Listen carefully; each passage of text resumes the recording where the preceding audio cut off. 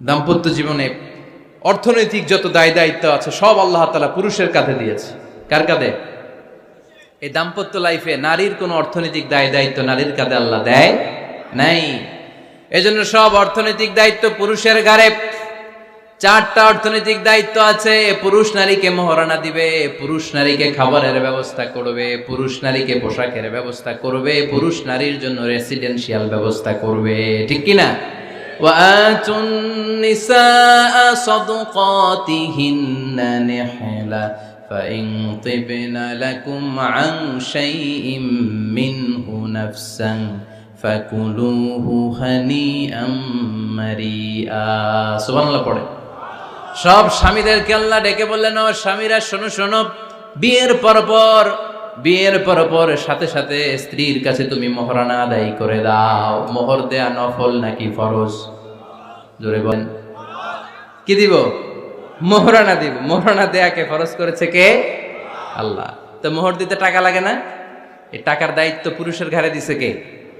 2 number দায়িত্ব, আলাল মাউলুদি লাহু রিজকুহুন্না ওয়া কিসওয়াতুহুন্না বিল মা'রুফ। স্বামী স্ত্রীর জন্য খাদ্যের ব্যবস্থা করবে, পোশাকের ব্যবস্থা করবে। 3 নাম্বার, ওয়াসকিনুহুন্না মিন হাইসু সাকানতুম মিন ওয়াজদিকুম। নিজের সামর্থ্যের মধ্যে থেকে স্ত্রীর জন্য রেসিডেন্সিয়াল একটা এরিয়ার ব্যবস্থা করে দিবে। সুবহানাল্লাহ পড়ে। তাহলে অর্থনৈতিক দায়িত্বের মধ্যে 4টা: মোহরানা দেয়া, মিলস খাবারের ব্যবস্থা করা, মানে ফুডিং অ্যান্ড ক্লোথিং পোশাকের ব্যবস্থা করা, সর্বশেষ রেসিডেন্সিয়াল ব্যবস্থা করা। এই যে অর্থনৈতিক সব দায়িত্ব, খরচ যেখানেই আছে সব দায়িত্বগুলো পুরুষের কাঁধে দিল কে? চিল্লায় বলেন কে? আল্লাহর জান্নাত পাওয়ার ক্ষেত্রে একে অপরের সহযোগী। আপনি একা জান্নাতে যাবেন, ভাবি জাহান্নামে, এটা আপনি চান? ভাবি একা জান্নাতে যাবে, আপনি যাবেন না, এটা ভাবি চায়? চায় না। তাহলে গেলে একসাথেই যান না, একসাথেই যান, একসাথেই যাবেন, আলাদা না। এজন্য আল্লাহর আনুগত্যে, আল্লাহর ইবাদতে, দাম্পত্য জীবনে একে অপরের সহযোগী হতে হবে। আবার ভাইরা ভাবিদেরকে অহেতুক সন্দেহ করবেন। এই ওদিকে গেলা কেন, ওদিকে তাকাইলা কেন, এটা করলা কেন, ওইটা করলা কেন, দেখি তোমার মোবাইল, তোমার মোবাইলের গ্যালারি দেখি, লক করে রাখছো কেন, লক খোলো। আছে না নাই? অহেতুক সন্দেহ ফ্যামিলিটারে জাহান্নামের টুকরা বানিয়ে দেয়। হ্যাঁ, ভ্যালিড কোনো অপরাধ যদি স্বামী করে ফেলে, ভ্যালিড কোনো অপরাধ যদি স্ত্রী করে ফেলে, পরকীয়ার কোনো বিষয় যদি প্রমাণিত হয়, বসেন, কনসাল্ট করেন, একে অপরের সাথে কথা বলেন, জিজ্ঞেস করেন। কিন্তু অহেতুক, আমি অনেক ফ্যামিলি এরকম দেখেছি, আমার কিছু বন্ধুকেও আমি দেখেছি যে এদের অবস্থা খুব খারাপ, খালি সন্দেহ করে। আছে না নাই?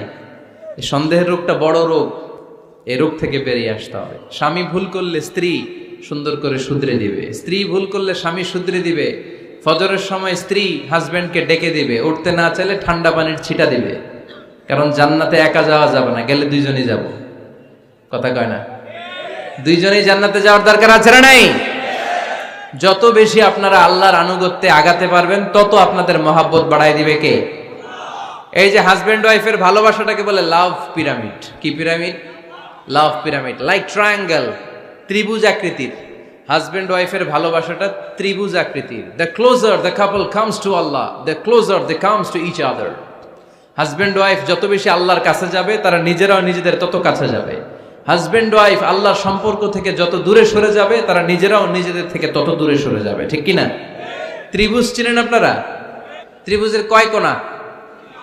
হ্যাঁ, 3 কোণা। এই যে এরকম লাভ পিরামিড, 3 কোণা। এই উপরের কোণায় আল্লাহর অবস্থান, আর এই কোণায় স্বামী, এই কোণায় স্ত্রী। তো তারা আল্লাহর দিকে যত যাবে, নিজেরাও তত কাছে যাবে। আর তারা আল্লাহর সম্পর্ক থেকে যত দূরে চলে যাবে, নিজেদের মধ্যে দূরত্ব বাড়তে থাকবে। ঠিক কিনা? পিরামিডটা বুঝতে পারছেন? ত্রিভুজ আকৃতির সম্পর্কটা লাভ পিরামিড এরকম, 3 কোণা। উপরের কোণায় থাকে আল্লাহ, এদিকে স্বামী, এদিকে স্ত্রী। তারা যদি আল্লাহর কাছে উভয়ে যেতে চায়, উভয়ে কাছাকাছি আসতেছে না? কথা বলেন না কেন? আর আল্লাহর আনুগত্য ইবাদত থেকে দুইজন যদি দূরে সরে যায়, তাহলে দুজনের দূরত্ব বাড়িয়ে দেয় কে? এজন্য স্বামী হবে স্ত্রীর সহযোগী, সহকর্মী। নামাজের সময় একে অপরকে ডেকে দিবেন, মোবাইলে অ্যালার্ম দিয়ে রাখবেন। স্বামী স্ত্রীরে ডাকেন, স্ত্রী স্বামীরে ডাকেন। স্বামী স্ত্রীকে কোরআন তেলাওয়াত শোনাবেন, স্ত্রী স্বামীরে কোরআন তেলাওয়াত শোনাবেন। ফ্যামিলিটারে জান্নাতি ফ্যামিলি বানায় দিবে কে? আল্লাহ বললেন স্বামী হলো তার স্ত্রীর ইনচার্জ, প্রোটেক্টর, স্ত্রীকে সুরক্ষা দিবে, স্ত্রীকে টেক কেয়ার করবে, স্ত্রীর দায়িত্বে থাকবে। এই দাম্পত্য জীবনের দুইজনের সংসারকে, সংসারের মধ্যে স্বামীকে দায়িত্বশীল বানিয়েছে কে? পুরুষ দায়িত্বশীল। পুরুষ কখনো নারীর ক্ষতি করে না, সুপুরুষ নারীর ক্ষতি করে না, ঠিক কিনা? গোটা পুরুষ সমাজ নারী সমাজের সুরক্ষা দিবে। যেগুলো নারীকে একান্তে পেলে রেপ করে, যে ঢাকা বিশ্ববিদ্যালয়ে একটা রেপের ঘটনা ঘটছে না, যে এই বেয়াদবটা এই কাজ করেছে, এটা কি পুরুষ না কুপুরুষ? এটা কি সুপুরুষ না কুপুরুষ? সুপুরুষ নারীর প্রোটেকশন দেয়, নারীর টেক কেয়ার করে, তার ইনচার্জ, তার দায়িত্বশীল। একজন ঝগড়া শুরু করলে আরেকজন চুপ থাকতে হবে। দুইজনই ঝগড়া করলে, দুইজন রেগে গেলে ঝামেলা আসরা নাই। স্বামী রেগে গেলে স্ত্রী চুপ। এজন্য ঝগড়া করতে দেয়া যাবে না, কারণ এই ঝগড়া, সামান্য ঝগড়া থেকে এই ঝগড়া বাড়তে বাড়তে এটা